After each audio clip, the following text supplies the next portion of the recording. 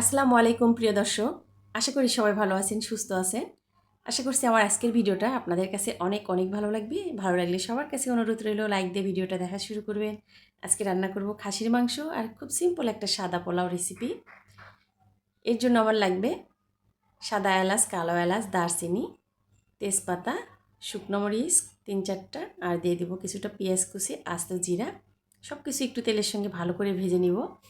পেঁয়াজে যখন কালার চলে আসবে তখন এখানে দিয়ে দিব আমি খাসির মাংস। মাংসের ভিতরে দিয়ে দিব স্বাদ অনুযায়ী লবণ 1 চা চামচ, মরিচের গুঁড়া 1/2 চা চামচ, হলুদের গুঁড়া 1/2 চা চামচের মতো দিব, জিরা বাটা আর উঁচু করে 1 চা চামচ দিয়ে দিব এখানে আদা আর রসুন বাটা। সবগুলো মশলা খুব ভালো করে মাংসের সঙ্গে মিশিয়ে নিব। এখানে আমি নিয়েছি খাসির মাংস। খাসির মাংস আমি হালকা একটু গরম পানি দিয়ে ধুয়ে নিয়েছি, তাহলে মাংস আর গন্ধ করবে না। ঢাকনা দিয়ে ঢেকে কিছুক্ষণ আমি মাংসটা রান্না করে নিব, তাহলে মাংসের যে নিজস্ব পানি আছে এই পানিটা বের হয়ে আসবে। দেখে বুঝতে পাচ্ছেন অনেকটা কিন্তু পানি বের হয়ে এসেছে। এখন আমি এটা মিডিয়াম আছে বেশ কিছুক্ষণ কিন্তু রান্না করে নিব, আর মাঝে মাঝে এইভাবে নেড়ে দিব। আবারও আমি এটা ঢাকনা দিয়ে বেশ কিছুক্ষণ রান্না করব, আর মাঝে মাঝে কিন্তু নেড়ে দিতে হবে, নিচে লেগে যাবে।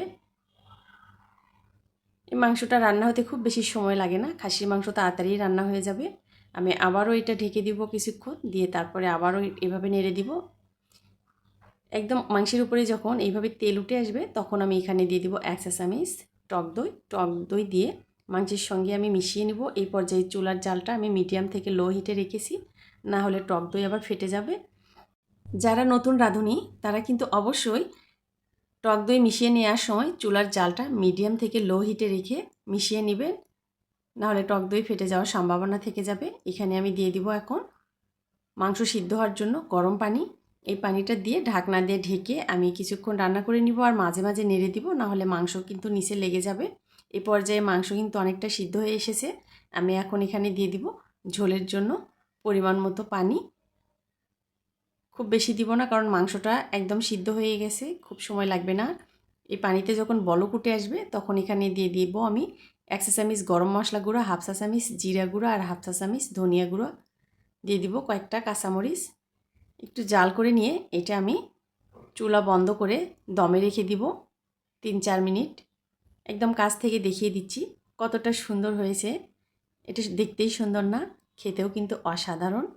আর আমি এখানে পোলাও রান্নার জন্য নিয়ে নিব পোলাওয়ের চাল। এরকম মগ দিয়ে আমি এখানে 2 মগ চাল নিব। এই চালটা আমি পানিতে আধা ঘন্টা ভিজিয়ে রাখবো, খুব ভালো করে ধুয়ে।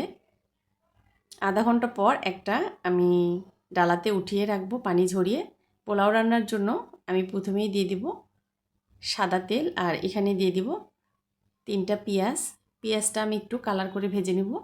এখানে দিয়ে দিব সাদা এলাচ, 1 টুকরো দারচিনি, তেজপাতা আর কয়েকটা কাঁচামরিচ। কাঁচামরিচের মাথাটা কিন্তু আমি চাকুর সাহায্যে কেটে দিয়েছি, না হলে কিন্তু কাঁচামরিচ ফেটে চোখ মুখে উষ্ঠে চলে আসবে। আর এখান থেকে সামান্য একটু পেঁয়াজ বেরেস্তা আমি উঠিয়ে রাখবো। দিয়ে দিব আমি পোলাওয়ের চাল, এটা আমি পানি ঝরিয়ে রেখে দিয়েছিলাম, সেটা এখন এখানে দিয়ে দিব। এই পর্যায়ে চালটা আমি খুব ভালো করে তেলের সঙ্গে ভেজে নিব। খুব সিম্পল একটা পোলাও রান্নার রেসিপি, সাদামাটা ঘরোয়া একটা রেসিপি। এখানে দিয়ে দিব স্বাদ অনুযায়ী লবণ, 1/2 চা চামচ জিরা বাটা আর 1/2 চা চামচের মতো, 1/2 চা চামচের একটু বেশি দিয়ে দেবো আদা রসুন বাটা। এটা দিয়ে চালের সঙ্গে খুব ভালো করে ভেজে নিতে হবে। আর এখানে দিয়ে দিলাম আমি 1 চা চামচের মতো টক দই। একটু সময় নিয়ে ভেজে নিতে হবে। চুলার জালটা মিডিয়াম আঁচে রেখে আমি একটু ভেজে নিব। এখানে আমি দিয়ে দিব গরম পানি। এ মগ দিয়ে এখানে আমি চাল নিয়েছি, সেই মগ দিয়ে 3.5 মগের একটু বেশি এখানে দিয়ে দিব পানি। খুব বেশি পানি দিলে কিন্তু পোলাওটা একদম নরম হয়ে যাবে। চালটা বুঝে আসলে পানি দিতে হবে। বাজারের কেনা চাল হলে তাহলে কিন্তু এখানে 4 মগ পানি দিতে হবে, কম দিলে কিন্তু আবার বেশি ঝরঝরে হয়ে যাবে, শক্ত থাকবে। ঢাকনা দিয়ে ঢেকে আমি কিছুক্ষণ রান্না করব। পানিটা যখন এরকম শুকিয়ে যাবে, কিছুটা পানি আছে আবার কিছুটা শুকনো, এই অবস্থায় এখানে দিয়ে দিব আমি গুঁড়া দুধ। গুঁড়া দুধ দিয়ে ভালো করে মিশিয়ে নিব। এটা আবারও ঢাকনা দিয়ে দমে রেখে দিব কিছুক্ষণ। এই পর্যায়ে কিন্তু চালটা পুরোপুরি ফুটে যায়নি, 90%-এর মতো ফুটে গেছে। ঢাকনা দিয়ে ঢেকে কিছুক্ষণ রেখে দিলে এটা ফুটে যাবে। একদম কাছ থেকে দেখিয়ে দিচ্ছি, দেখেন কতটা একদম ঝরঝরে হয়েছে। একদম ভিতরেরটা নরম আর ঝরঝরে, একটার সাথে আরেকটা লেগে যাবে না চাল। এইরকম ঝরঝরে সুন্দর একটা পোলাও হয়েছে। খুব বেশি তেল না, খুব বেশি মশলা না, একদম সিম্পলভাবে একটা সাদা পোলাও।